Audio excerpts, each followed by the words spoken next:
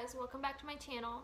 So today we're going to talk about something that I've really been dreading having to talk about.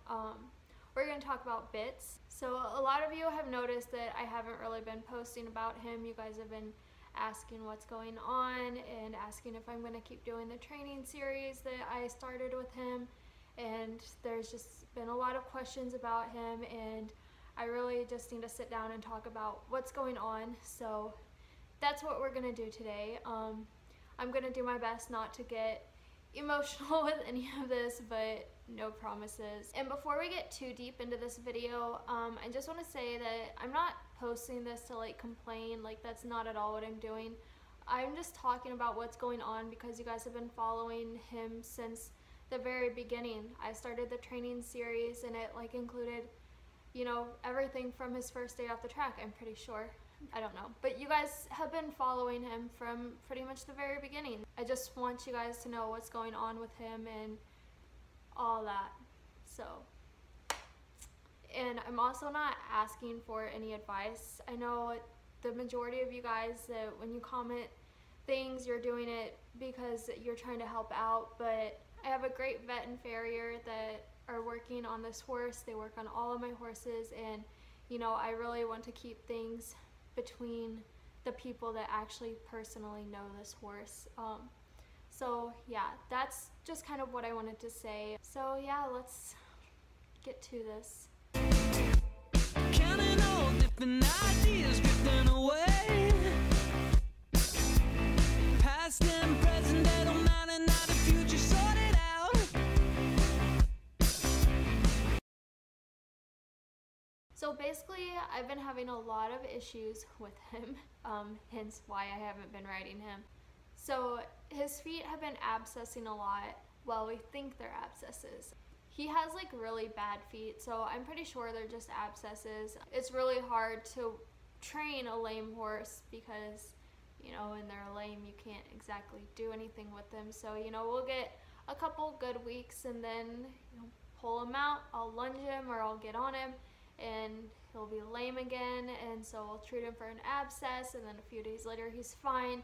And it just seems like it's just kind of been that cycle, and like that's not something that you can work with, like especially with a young horse. Like, that's just so inconsistent. Like, it just, you can't. No, like that's so frustrating. And then the other big thing is that he's still really skinny. And again, I can't stress this enough. I'm not asking for any suggestions on how to get weight on the horse. Like, I talked to my vet about it. We've talked about things we can do. The most recent thing we've done is deworm him with Quest Plus, and then waited 2 weeks and dewormed him with Quest Plus again. So we did that like a month ago, and it hasn't really made a difference. So I think the next step will be to treat him for ulcers. I actually just treated Bacardi for ulcers a couple months ago, and it's made a huge difference with him. He's definitely starting to put on weight. So I'm hoping that it'll be the same way with Bits. They have similar personalities. Bits is a little more nervous, so it's definitely a possibility that he has ulcers, and that's what's keeping him from gaining weight. So I'm hoping the ulcer treatment will be the fix. Otherwise, we're gonna have to talk to my vet again. And so, like, since he's so skinny, my saddle doesn't fit him really well right now, so when I'm riding him, it slides back a lot, like really far onto his back. And you know, it's like, that's not good either. That's just gonna make him back sore and cause, you know, a lot of issues like that. So I don't want to put a saddle on him, and I don't really think it's worth it to buy a new saddle to fit him right now, because we will get weight on him. It's just a matter of when. Like, once he puts on weight and like fills out again, my saddle will fit him, because you know, when we first got him, my saddle fit him fine and we didn't have this issue. So it's just the lack of weight and muscle in his top line. So, you know, once that gets fixed, you know, my saddle will fit. So I don't really think it's necessary to buy a saddle right now, because I don't have a ton of money that I can just go buy a saddle that I'll only use for a little bit. You know, that's not, I have other things that my money needs to go to. So yeah. And then I also think he's having some like stifle issues. You can't really tell under saddle, or even just watching him move, but like watching him on the ground, and if he has to like turn like really tight, he has a lot of trouble getting, you know, that back leg underneath him. He kind of, you know, he steps like his stifles are bothering him. I'm gonna have my vet do like a lameness exam on him whenever he is here in November. We're gonna completely like go over every inch of this horse's body. I think a lot of it is just me being paranoid, because that's just kind of who I am now. With Bacardi and Bits, like I'm really like overprotective of them, because they're my babies. When I was 16, my biggest goal was to do like medal finals and, you know, all that. So we bought this really nice warm blood. He was a junior jumper, but like he went around really nice, so he could also cross over into the equitation. So yeah, we bought this warm blood, and I had him for maybe a year. I honestly don't even think it was a year. It was somewhere, I didn't have him for a long time, and then he got hurt. He tore a joint capsule in his hock. He was on stall rest for like 7 months, and you know, he just wouldn't stay like quiet enough to let his hock heal, so he kept re-tearing it, and then it finally like got to the point where my vet was like, you know, like this isn't fair to this horse anymore. Like, you know, he was not even sound enough to just be like a pasture ornament anymore, and he's like, it's just time to let him go. So yeah, I had to put him down, and that was like the hardest thing that I've ever been through. I've been through some pretty terrible things, but that was sort of like, I don't know, that was just like the one event that caused this whole like downward spiral in my life. So that's like my biggest fear, is having that happen again. And I think I just get so like paranoid with Bits, because Bits reminds me so much of Big G. They're so similar, and it just terrifies me that like that will happen again. I just can't like handle if that ever happens again. So I like am like super careful. And you know, with Big G, it was just like a freak accident. It was nothing that I did. It was something, he did something in a stall. Like there's nothing that I could have possibly done to like prevent that, but it's still just like, it's scary to me. I know it's scary for like everyone that owns horses, but I think just having like been through it, and like losing this really talented horse that oh my God. You know, just like losing this horse that meant the world to me, it's really hard, especially at like such a young age, and I didn't have the ability to cope with it very well. I made a lot of really bad decisions after that. I don't know how to cry. But yeah, like Bits just reminds me so much of Big G. I think that's why I love Bits so much, is like every time I'm on Bits, it just feels like I have a piece of Big G with me. They're just so similar. Like Bits goes so much like a warm blood. He's really big. He has a huge step, and he has so much work to hold together. You know, most thoroughbreds are pretty light, and my phone's dying. But you know, most thoroughbreds are pretty light, and they, you know, can keep themselves collected pretty easily. But Bits is like, Bits needs a lot of help. Part of that is just like he's green, but also, you know, he's huge. So yeah, it's just really scary to me, especially with, you know, with a horse that reminds me so much of a horse that I lost. So yeah, I'm gonna have my vet look at Bits in November, and we're gonna go over everything with this horse and make sure he is completely sound. And you know, if it's just abscesses, we'll work through that. If you guys have seen my other videos about him, you know that he doesn't have great feet. We actually gave him some time off because of some issues with his feet, and we just wanted to prevent injuries from happening. So I'm sure it's probably just his feet, because his feet are just a mess. They've come a long way, but we've still got a lot of work to do with them. That's pretty much where we're at with him. It's been really frustrating, and I really haven't felt like talking about him. Right now, I'm just gonna give him some time off. I'm gonna at least give him like the rest of the year off, and then see what he is like in, you know, maybe late December or January. You know, if he starts doing a little better, I'll probably bring him back into work then.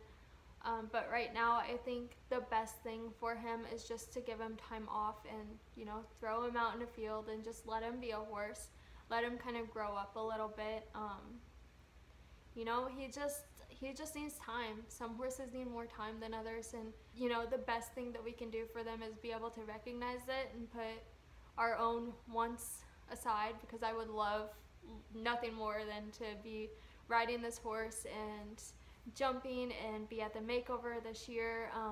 I would love nothing more than that, but it's ultimately like not fair to this horse. So I'm doing what I think is the best thing for this horse right now, and now hopefully next year will go better for us. You guys may know that I was planning on doing the makeover with Bits this year, and I actually withdrew him a couple months ago, and I didn't really say much about it because, you know, like I said, this has just been so frustrating to me, and it's just really like upsetting for me to talk about. I don't like to talk about it right now, but yeah, I withdrew him from the makeover because he's literally only been to one show, and he just did a walk trot class, and he's jumped a total of 2 times, and his flat work is just really like inconsistent, and he doesn't have a lead change, and he's just a mess. He doesn't really know anything. Like, he moves great, he's clearly gonna be a great horse, but like the knowledge that he needs just isn't there. The consistency wasn't able to be there. So he's just outside being a horse right now. Yeah. I'll let you guys know like what happens with the vet when he's here in November. Hopefully it will be good news, or maybe, you know, maybe he just needs a stifles injected or something like that. I'm really, really, really thankful that I have such a good vet and such a good farrier, because I know we'll get something figured out for him no matter what is going on with him. It will get better. He will get better. It's just a matter of time.